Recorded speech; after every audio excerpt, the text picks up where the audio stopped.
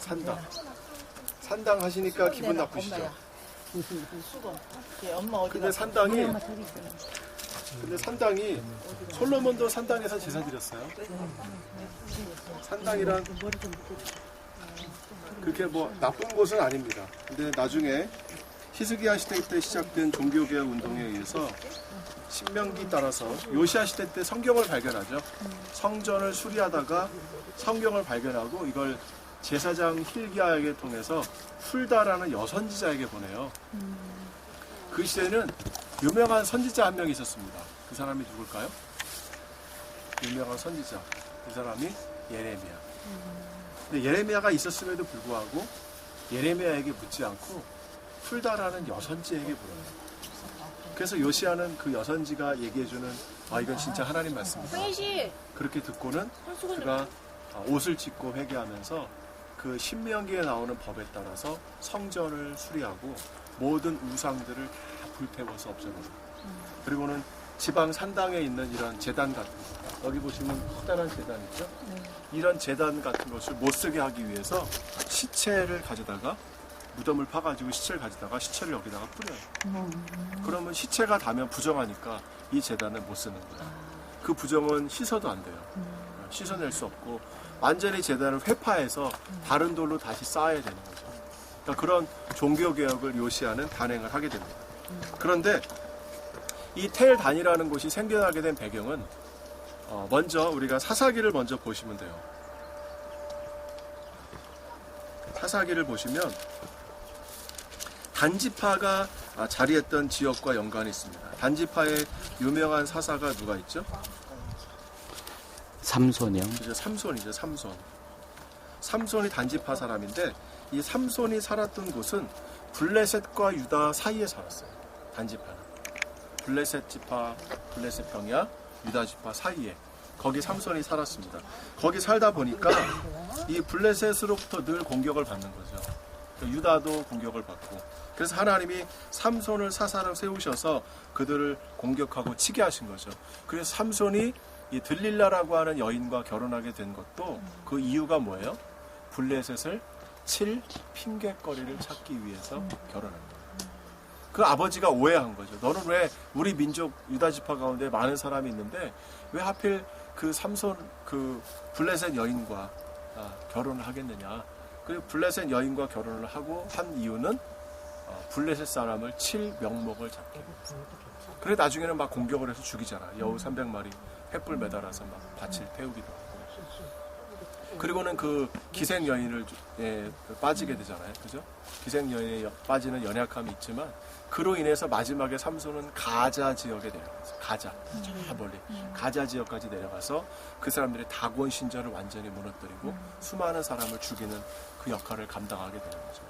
그리고 난 다음에 사사기 17장을 보면 에브라임 산지에 미가라 이름하는 사람이 나옵니다. 그리고는 이 사람들이 단지파가 이제 북쪽으로 올라오고 싶어 해요. 왜냐하면 18장 1절에 이렇게 나옵니다. 그때에는 이스라엘의 왕이 없었고 단지파는 그때 거주할 기업의 땅을 구하는 중이었으니 이는 그들이 이스라엘 지파 중에서 그때까지 기업을 분배받지 못하였습니다. 근데 분배받았어요. 여호수아와 사사기 앞부분을 보면 단지파가 분배를 받았습니다. 그런데 이 지파가 오랫동안 거주하기 힘든 위치에 있는 거예요.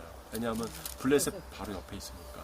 그래서 이 사람들이 소라와 에스다올에서부터 저희가 여기도 가요. 이 일정 진짜 환상이에요. 다 가. 안 가는 데가 없어요. 소라와 에스다올에서부터 그들의 가족 가운데 용맹스러운 5사람을 보내는데 이 사람들이 땅을 정탐하고 살피게 하며 그들에게 이르되 너희는 가서 땅을 살펴보라 하며 그 사람들이 올라오다가 에브라임 지파 미가의 집에 이르러 그리고는 거기서 계속 길을 떠나서 18장 7절 이에 5사람이 떠나 라이스에 이르러 여기가 라이스예요. 라이스. 거기 있는 백성을 본즉 염려 없이 거주하며 시돈 사람들이 사는 것처럼. 시돈은 어디예요? 저 주중에 우리 갈멜산 저 북쪽이라 그랬죠. 거기가 시돈이에요. 여기서 거기까지가 차를 타면 2시간 정도 가요. 그 정도 거리 있는 그 사람들처럼 평온하며 안전하니 그 땅에는 부족한 것이 없으며 부를 누리며 시돈 사람들과 거리가 멀고 어떠한 사람과도 상종하지 아니함이라. 이 얘기는 다른 사람과 얽혀서 전쟁할 일이 없다. 부족할 게 없을 것 같죠. 이렇게 물이 많은데 그리고 날씨가 이렇게 좋은데 또 겨울에는 춥고 여름에는 따뜻하고 해서 계절 따른 농사도 잘 되고 이런 상수리 나무 보세요. 얼마나 이게 오래된 나무예요. 진짜 오래됐겠다. 이게 상수리 나무예요. 저런 나무 보세요. 유카리프스 아니에요. 저게 최소한 60년 이상 70년 넘은 나무예요. 이런 나무들이 다 이스라엘이 들어와서 심은 거예요. 여러분 가난한 나라 가면 산에 나무가 없어요. 없어요. 왜요? 다 뜯어다 떼니까.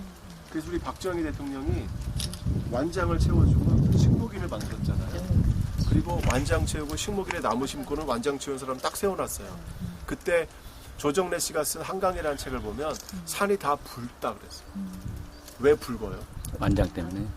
나무가 없어요. 붉은 완장.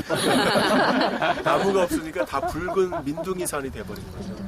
근데 나라가 발전하잖아요. 경제가 발전하잖아요. 그러면은 자연스럽게 나무가 많아진다. 살리는. 지금 한국에 나무가 6조 그루가 있대요.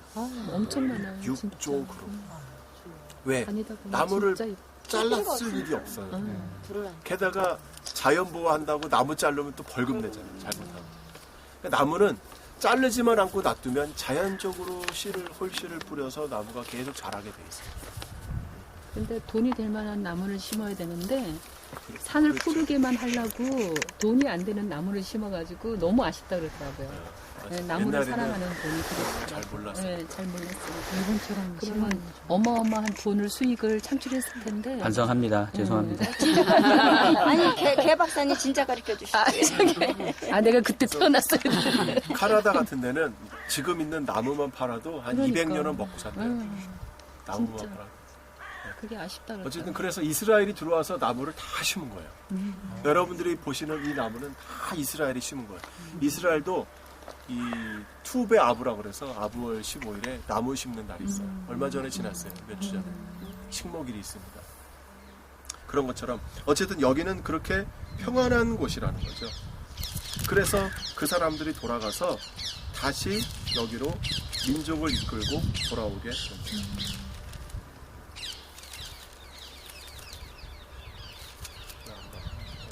어쨌든 그렇게 해서 돌아와서 여기서 살게 되고요.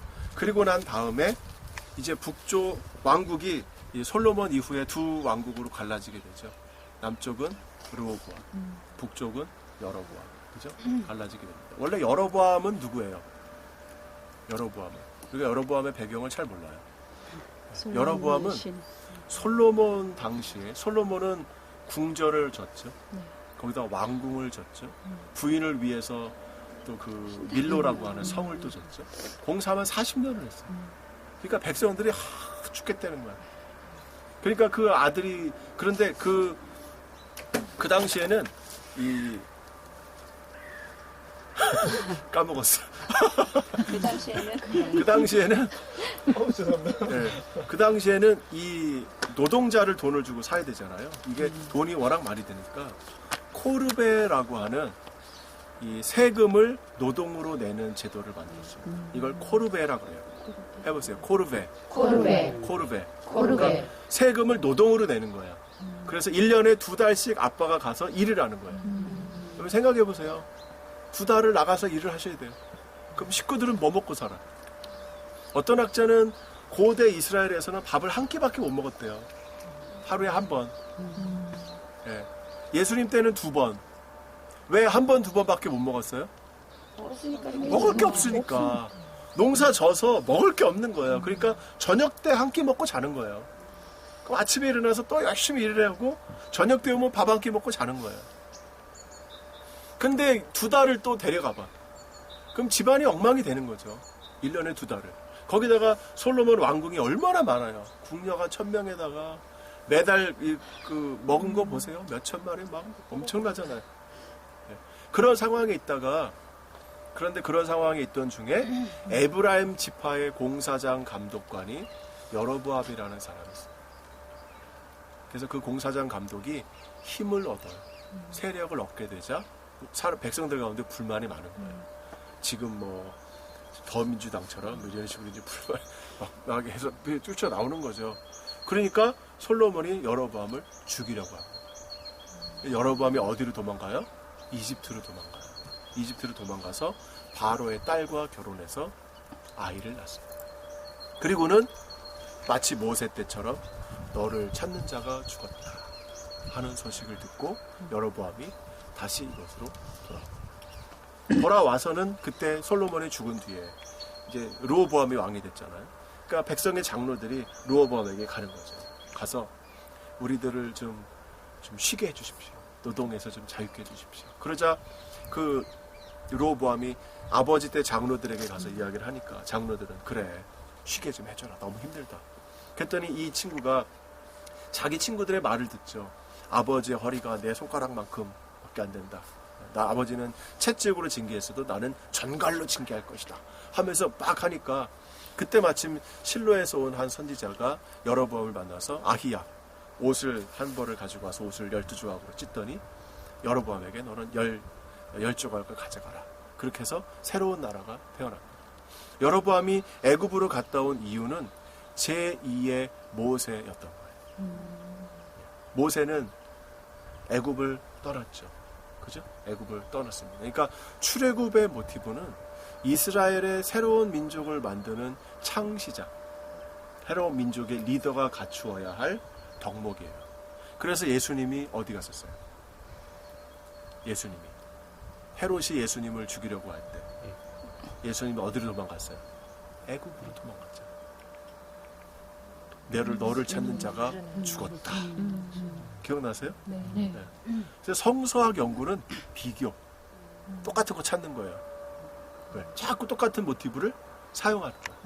왜? 그래야 사람들이 이게 모세네. 근데 다윗은 애굽에 안 갔어요. 모세, 이거 여로보암이네. 이거 예수님이네. 이렇게 되는 거예요. 그러니까 예수님은 이 땅에 애굽에 가셨다가 다시 돌아오심으로 인해서 하나님의 나라를 열어가신 거예요. 모세는 이스라엘, 여로보암은 북조 이스라엘, 그리고 예수님은 하나님의 나라를 열어가신 이런 모티브가 반복적으로 등장하게 됩니다. 그리고 나서 10지파를 가지고 북쪽을 만들었는데 문제가 유대인들은 종교적인 사람들이에요. 1년에 3차례 하나님께 가서 제사를 드려야 된단 말이에요. 내 나라가 됐는데 옛 나라 백성이 완전 다른 나라예요. 이게 지금 북한과 남한 같은 다른 나라예요. 근데 절기가 되면 자꾸 예루살렘